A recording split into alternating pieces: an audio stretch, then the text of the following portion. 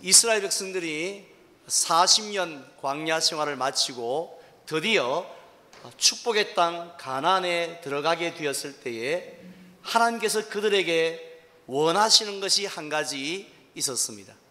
그것은 바로 거룩한 삶이었습니다.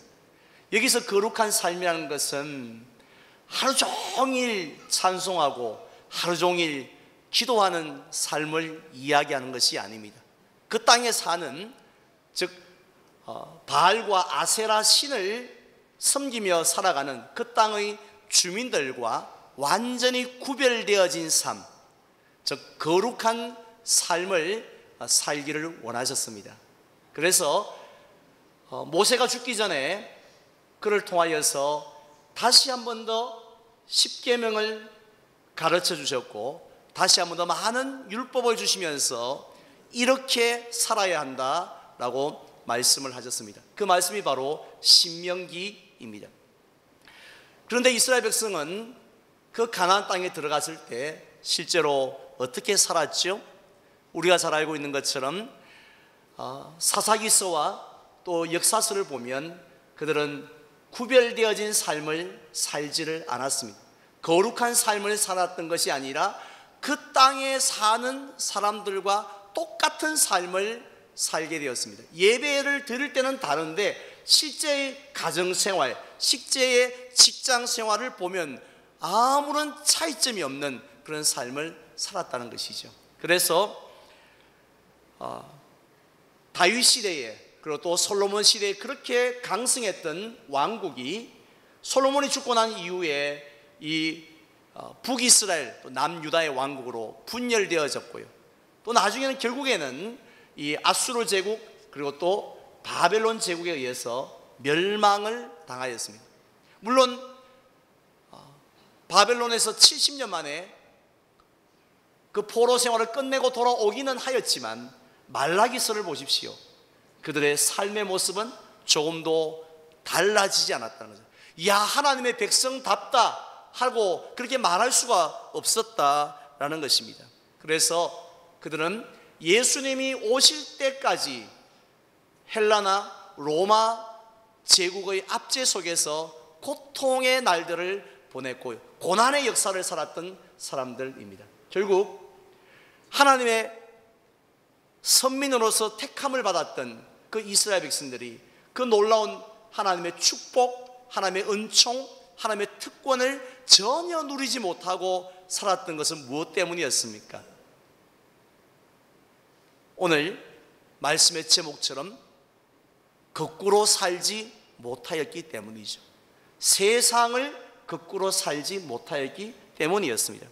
따라서 예수님께서 이 땅에 오셔서 공생애를 시작하시면서 가장 먼저 선포하셨던 말씀이 무엇입니까? 천국이 가까이 왔느니라 라는 그 말씀 하시기 전에 했던 말씀이 있습니다. 뭔지 아시죠? 뭐 하랍니까? 회개하라 하셨습니다. 여기서 회개하라는 말씀은 스탑, 멈추어라 하는 말씀 정도가 아닙니다. 유턴하라는 말씀이죠. 방향을 바꾸라는 말씀입니다. 즉 지금까지는 세상과 똑같은 방향으로 흘러갔다면 이제는 세상과 정반대의 방향, 즉 예수님이 걸어가신, 하나님이 말씀하신 그 길로 걸어가라라는 말씀입니다. 그래서 예수님께서 제자들에게 산상보훈의 말씀을 주실 때도 먼저 어떤 말씀을 주셨습니까? 이 팔복을 통해서 어떤 사람이 과연 복이 있는 사람인지 참된 복의 기준선을 새롭게 그어 주셨습니다. 세상 사람들이 생각하는 것처럼 건강하고 돈 많은 사람이 복이 있는 것이 아니라 바로 심령이 가난하여 천국 백성이 된 사람이 복이 있다라고 그렇게 거꾸로 말씀을 하셨습니다. 우리 믿으시면 아멘 합시다. 예. 그리고 다음으로는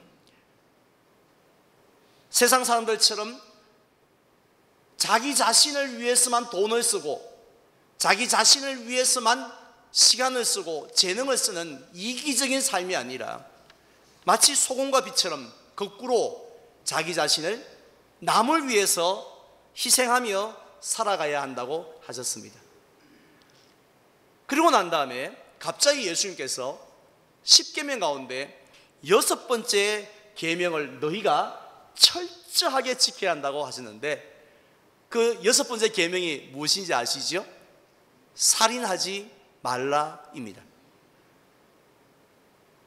지난주에 말씀을 드린 것처럼 당시 유대인들은 10계명 가운데 가장 자신이 있고 가장 잘 지켰다고 생각하는 계명이 6계명, 살인하지 말라였습니다. 왜냐하면 지금까지 단 한 번도 시퍼런 칼을 들고 날카로운 돌을 들고 사람을 죽여본 적이 없었기 때문입니다.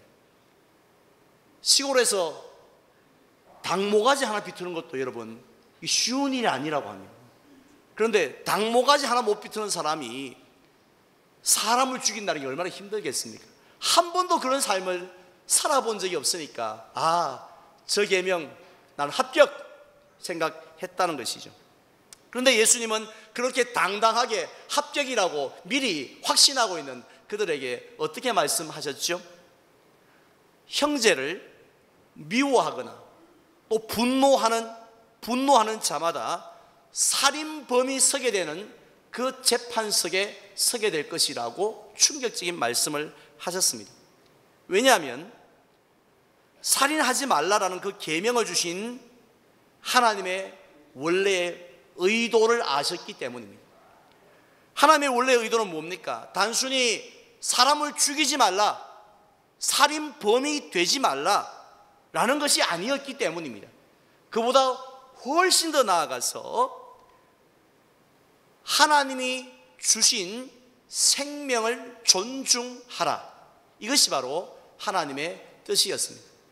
따라서 다른 사람의 머리털 하나 건드리지 아니했다 할지라도, 생채기 하나 낸 적이 평생 없었다 할지라도 화가 나가지고요, 분노해가지고 부글부글 열받아가지고, 그래서 사람을 미워하고 무시하고 모욕을 주는 그런 말을 하였다면 사람 앞에는 아무 일도 아니지, 아무것도 아닌 행동이지만, 그러나 하나님이 보실 때는 살인죄에 해당된다는 그런 말씀입니다. 이런 충격적인 말씀을 하신 다음에 예수님은 오늘 본문으로 넘어가 이제는 7계명에 대해서 말씀을 하셨습니다. 7계명이 무엇입니까? 웅얼거리지 말고 대답하십시오. 제가 설교 중에 자꾸 몇 계명이 뭡니까? 이렇게 묻는 것은 여러분을 귀찮게 하려고 하는 게 아니라요, 실제로 안타까운 일입니다마는 오늘날 성도들 중에 10계명을 모르는 사람이 너무 많습니다. 다 할 것 같죠?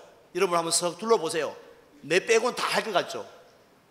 나 같은 사람 정말 많습니다.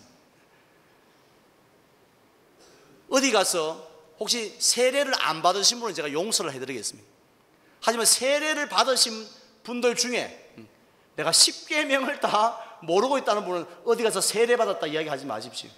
왜냐하면 세례를 받았다는 것은 내가 새 사람이 되어서 예수님을 하나님의 법대로 살겠습니다, 이런 의미지 않습니까? 그런데 하나님의 법이 뭔지도 모르는, 지금 막 찾고 계시는데, 하나님의 법이 뭔지도 모르면서 위에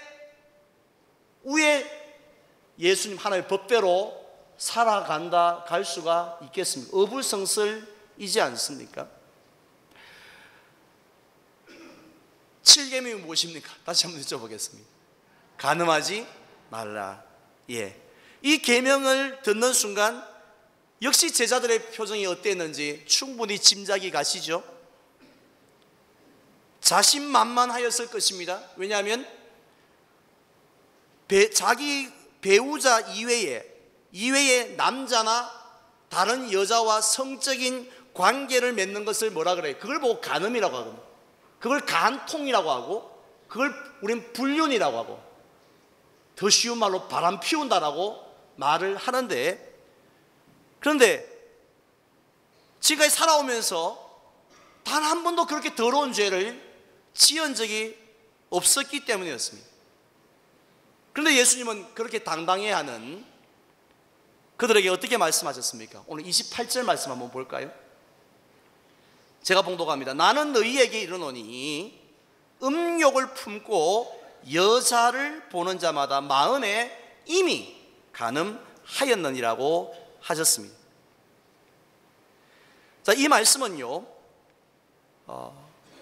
우리 남자들을 보고 예쁜 여자는 쳐다보지도 말라고, 예쁜 여자는 바라보지도 말라고, 바라보는 것 자체가 벌써 죄다, 이런 말씀이 아니죠.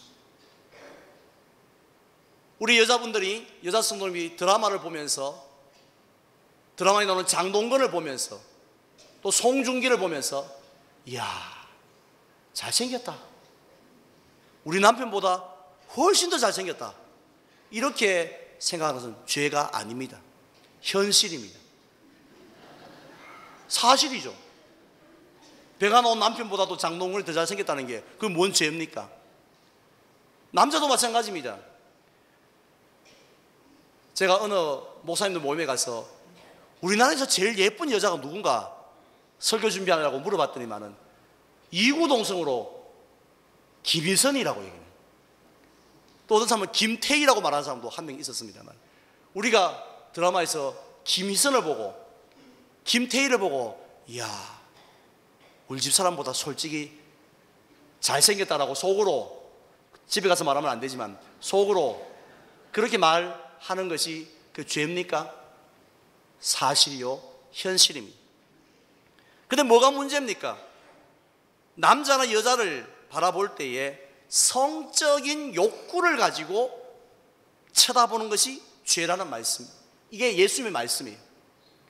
그러니까 결국 성적인 욕구를 보고 가지고 여자와 남자를 보는 순간 너 간음죄 지었다, 그러지 말라는 말씀이지 않습니까? 이 말씀을 들었을 때 당시의 제자들의 마음이 어땠을까 했습니까? 얼마나 황당했겠습니까? 그 말씀을 듣는 순간 당황했을 것 같습니다.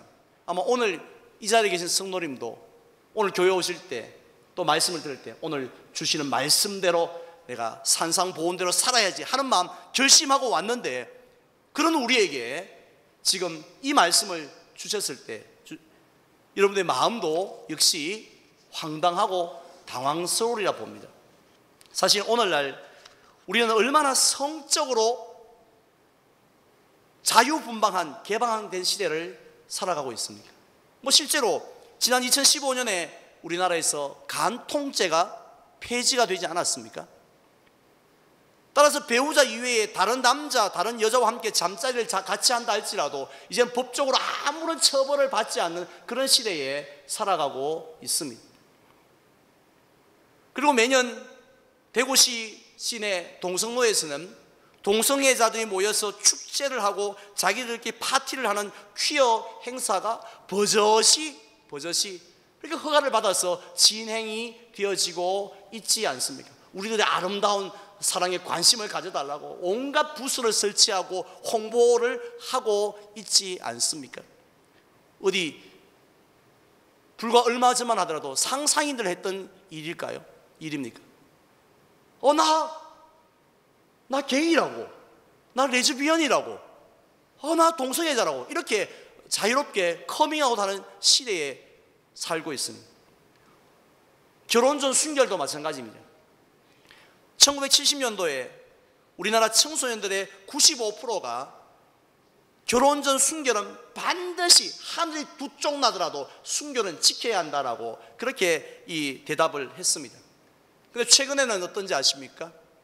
퍼센테이지를 소개를 할 자료가 없습니다. 이유가 뭔지 아세요? 그런 질문을 한다는 자체가, 그런 생각을 한다라는 자체가 너무 이상하고 너무 우습고 너무 촌스럽고 시대에 뒤떨어져 있다고 생각하기 때문에 감히 그런 질문을 할 수도 없는 시대라는 것이죠. 우리 자녀들이 들고 있는 스마트폰, 우리가 쓰는 컴퓨터 열면 음란물이 홍수처럼 쏟아져 있지 않습니까? 문화와 예술이란 이름으로 음란이 우리의 삶 속에 정말 깊숙하게 파고들어 있습니다. 불륜의 소재가 안 들어가는 드라마나 영화를 보신 적이 있습니까? 바로 이런 시대를 살아가고 있는 우리에게 너희는 이렇게 살아라고 하면서 주셨던 예수님의 그 말씀을 들을 때 솔직히 어떻게 들리십니까? 딱 필요한 말씀입니다. 내가 그래 살아야지, 이런 생각이 들기보다는 너무 현실을 모르시는 말씀이네, 너무 시대에 뒤떨어진 말씀이네, 그런 생각 드시지 않습니까? 마치 21세기를 살아가고 있는 우리에게 조선시대처럼 너희들은 도포를 입어라, 교회 올 때 갓을 쓰고 오라 하는 그 말 못지않게 우리에게 이렇게 피부에 와닿지 않는 그런 말씀이지 않습니까? 그렇다면 예수님은 왜 이런 말씀을 하셨을까요? 그 이유는 6계명과 같습니다. 6계명의 이유와 같습니다. 간음하지 말라는 그 계명을 주신 하나님의 원래의 의도를 예수님이 정확하게 알고 계셨기 때문입니다. 간음하지 말라라는 그 계명의 원래의 의도는요, 단순히 제발 좀 바람 좀 피우지 말라고, 제발 좀 불륜 좀 저지르지 말라고, 그게 아니라는 것이죠. 그보다 훨씬 더 깊은 뜻을 갖고 있습니다. 바로 하나님이 세우신 가정이 무너지지 않도록 지키라 라는 의미가 그 속에 들어 있습니다. 왜냐하면요, 이 세상에서 제일 많이 쓰는 비유가 뭔지 압니까? 가정입니다. 우리 교회는 가정 같은 교회예요. 우리 직장은요, 가정 같은 교회입니다. 그런 비유 많이 쓰죠. 그만큼 이 세상에서 가정보다 더 편안한 곳이 어디에 있습니까? 가정보다 더 마음을 따뜻하게 해주는 곳이 또 어디에 있어요? 가정보다 더 즐겁고 기쁨이 넘치는 곳이 또 어디 있습니까? 가정보다도 더 우리를 위로하고 힘을 주는 곳이 또 어디에 있습니까? 따라서 이 가정은요, 이 세상을 살아가다가 지친 우리에게 주신 하나님의 선물인 줄로 믿으시기를 바랍니다. 그래서 우리가 아무리 바빠도요, 아무리 피곤해도 결국은 집에 들어가잖아요. 집이 넓든 좁든 관계없이 가정으로 돌아가는 이유가 그만큼 가정이 좋으니까, 귀하니까 돌아가는 것 아니겠습니까? 그런데 이렇게 하나님이 선물로 주신 가정이요, 늘 견고하게 서 있는 것이 아니라 무너질 때가 있다는 것입니다. 특별히 가정은 뭐가 없으면 무너지는지 아십니까? 돈이 없다고요? 건강이 없다고 무너지는 가정은 없습니다. 자식이 좋은 대학을 못 갔다고 해서 무너지는 가정도 없습니다. 가정에는 친밀함이 없으면 무너집니다. 친밀함. 아무리 멀쩡하게 우리가 볼 때 그런 멀쩡한 가정이라 할지라도 부부 사이에 친밀함이 없다면, 여기서 친밀함이라는 것은 하나님께서 아담의 가정을 만들 때 쓰셨던 단어인데요, 히브리어로 이 남자와 여자가 한 몸이 되는 겁니다.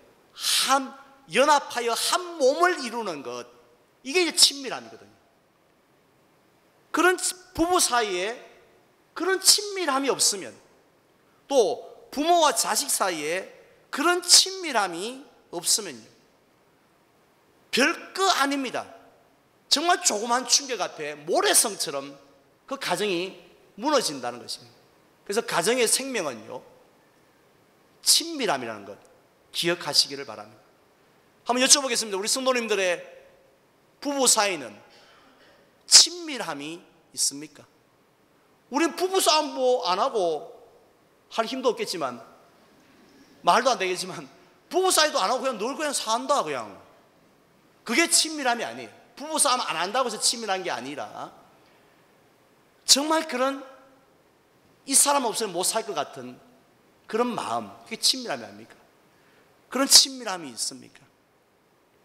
또 여러분들과 여러분의 자녀들 사이에 그냥 멀뚱멀뚱 이렇게 바라보는 게 아니라 정말 아빠, 엄마, 아들, 딸 이렇게 부를 때 그 친밀함을 여러분에게 있습니까?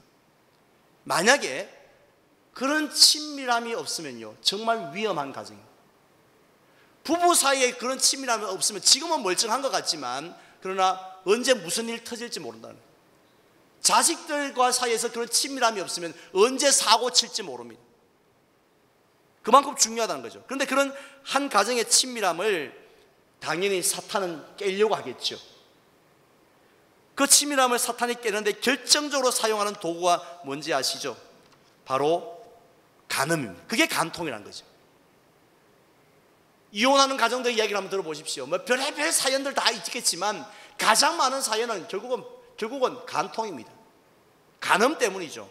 그런데요, 그 눈에 보이는 간음 못지않게 부부 사이의 친밀함을 깨트리는, 그래서 친밀함이 바닥나버리게 하는 그런 작은 여우가 있습니다. 아가서에 나오는 용어인데요, 눈에는 보이지 않지만 야금야금 그 귀한 가정의 생명 같은 친밀함을 갉아먹는 것 있습니다. 놀랍게도 그것을 예수님이 말씀하셨잖아요. 마음의 간음입니다. 물론 많은 사람들이 마음의 간음은요, 전혀 심각하게 생각하고 있지 않습니다. 아니, 실제적인 간음도 심각하게 생각하지 않는데 뭔 마음의 간음을 심각하게 생각했습니까? 은근히 즐기기 시작합니다. 왜냐하면 아무도 모릅니다. 아무 피해도, 누구에게도 피해를 주지 않기 때문입니다.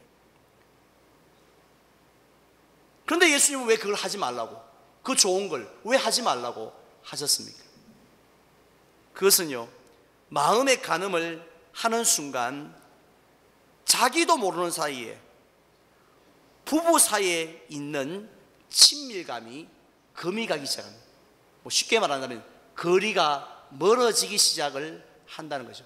친밀함이란 그 귀한 것을 담고 있는 항아리가 깨어져서 조금씩 그것이 세상 바깥으로 흘러가기 시작을 한다는, 처음에 표시가 안 나지만요, 그래서 나중에는 점점점 부부 사이가 서먹서먹해지고 어색해지고 가족끼리 왜 이래 뭐 이러면서 그래서 살다가 결국에는 실제적인 간음의 자리에도 쉽게 발을 들여놓는다는 거죠.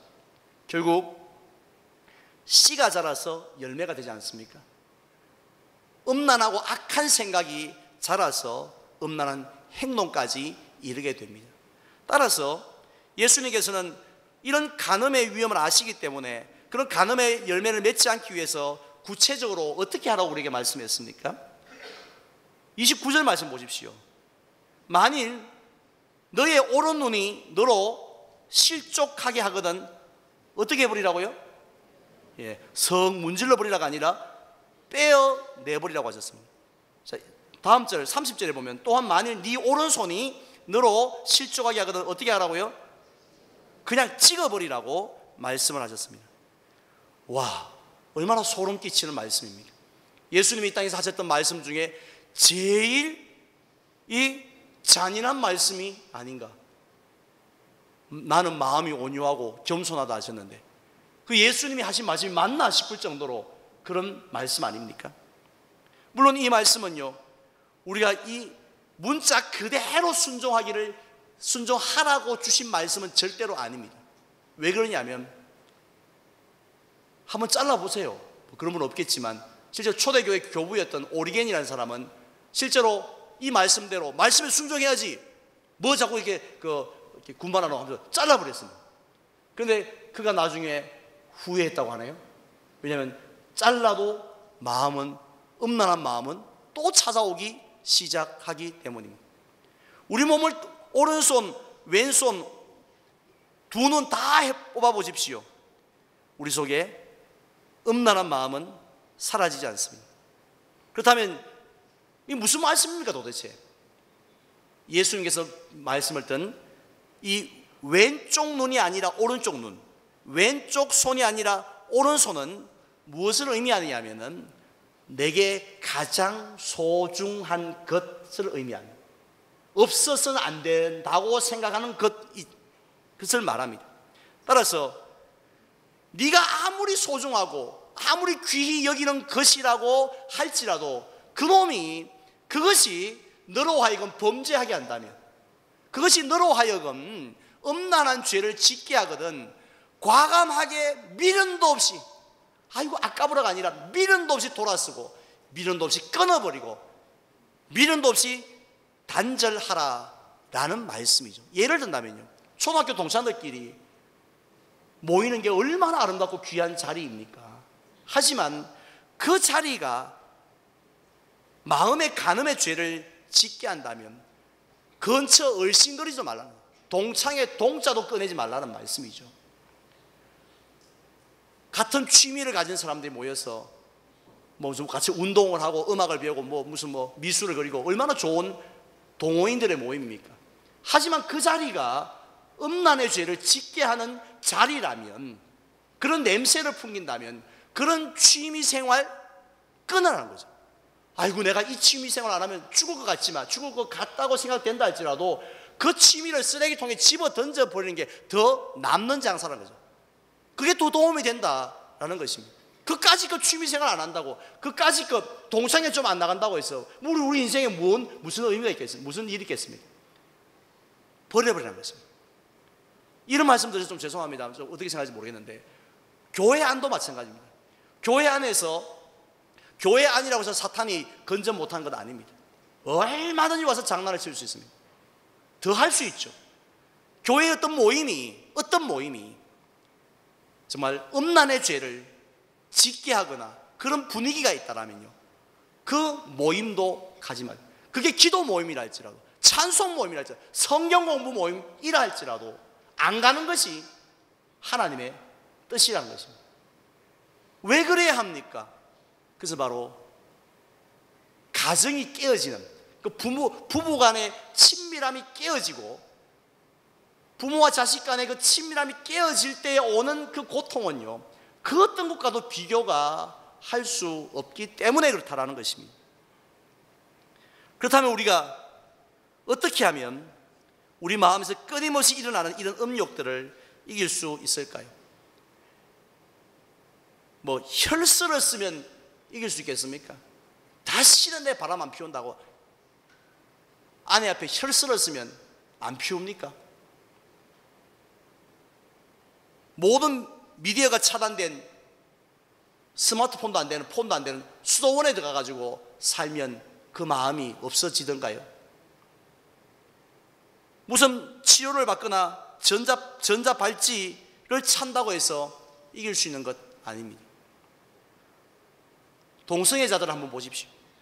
정말 우리는 동성애자들을 위해서 많이 기도할 필요가 있는데요, 그들 가운데 많은 사람들이 에이즈를 비롯한 여러 가지 이질과 그런 질병에 시달려 죽어가고 있지 않습니까? 그들이 뻔히 알면서도 멈추지 못합니다. 담배가 그렇게 나쁜 줄 알면서도 멈추지 못하는 것과 같은 원리죠. 사람의 힘으로 되지를 않는다는 것입니다. 그럼 어떻게 해야 됩니까? 히브리서 기자가 우리에게 말씀을 하셨습니다. 4장 16절에 이렇게 말씀했습니다. 함께 봉독하겠습니다. 그러므로 우리는 긍휼하심을 받고 때를 따라 돕는 은혜를 얻기 위하여 은혜의 보좌 앞에 담대히 나아갈 것이니라. 아멘. 이런 의미입니다. 길은 하나밖에 없다는 것입니다. 길이 없는 게 아니라 있는데 하나밖에 없다는 것입니다. 그것은 바로 우리의 대제사장 되시는 예수 그리스도 앞에 나아가는 것이라는 겁니다. 왜냐하면 그 예수님은 그 앞에 말씀에 이런 말도 있습니다. 우리와 똑같이 시험을 받으셨지만 죄는 없는 분이라고 하셨습니다. 그래서 우리의 형편과 사정을 너무 잘 아시는 분이세요. 우리가 얼마나 연약하여서 그런 성적인 문제 앞에 넘어져 왔는지를 다 아시는 분이십니다. 다 이해하시는 분이세요. 그분이 우리를 다 아시기 때문에 우리를 능히 도와주실 수가 있다는 것입니다. 예수님은요, 마치 우리 학교 선생님이나 부모들처럼 착하게 살아라, 위대한 인물이 되거라, 이렇게 그냥 거창하게 말씀만 하시고 뒤로 나 몰라라고 물러가신 분이 아니라, 예수님은 이렇게 살아라고, 이렇게 가정을 지키라고 말씀하시고는 지킬 수 있는 능력을 주시는 분이신 줄 믿습니다. 그냥 법만 만들어 놓고 우리에게 부담만 지어주는 그런 주인이 아니라 그 법대로 살아갈 수 있는 지혜와 능력도 주시는 분인 줄 믿습니다.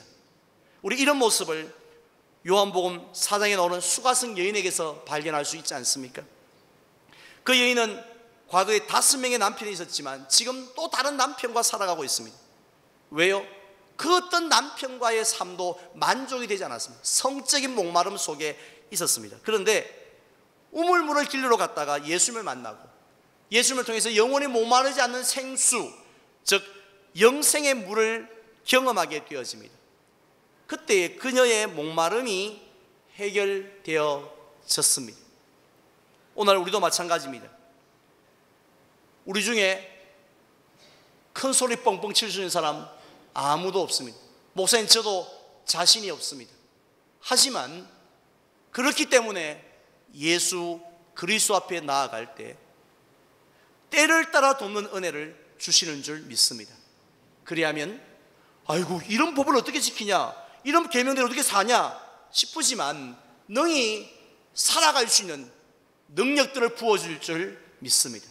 그래서 우리 가정에 생명과 같은 부부 사이의 친밀함이 회복되어지고 또 우리 가정을 든든히 지켜나갈 수 있는 줄 믿습니다.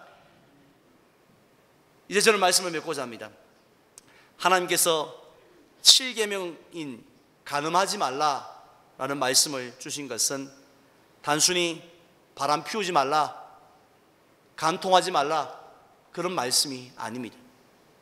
하나님이 세워주신 가정, 하나님이 선물로 우리에게 주신 그 가정이 무너지지 않도록, 사탄이 원하는 대로 황폐되어지지 않도록, 짓밟히지 않도록 잘 지키라는 것입니다. 무엇으로요? 친밀함을 통해서. 어떻게 해야 됩니까? 예수님의 십자가 밑으로 나가십시오. 솔직해집시다. 그리고 예수님, 나 참 자신이 없습니다. 나를 좀 도와주십시오. 우리 가정을, 우리 하나님이 세우신 가정, 하나님이 내게 허락하신 세상에 하나밖에 없는 아내와 남편인데 그냥 멀뚱멀뚱하게 이렇게 마지못해 사는 그런 관계가 아니라 정말 둘이 한 몸을 이룰지라고 했는데 그렇게 살아갈 수 있게 하시고 또 그 모습 통해서 우리 자녀들이 또 가정에서 그렇게 하나 되어질 수 있도록 해 주십시오. 이 기도의 마음 가지고 겸손하게 나아갈 때 하나님이 우리의, 저와 여러분들의 그 부부의 사이를 또 그게 가정을 천국같이 만들어 주실 줄 믿습니다. 이런 축복이 저와 여러분들에게 임하시기를 주님의 이름으로 축원을 드립니다. 이 시간 찬양 드리겠습니다. 324장 1절인데요. 예수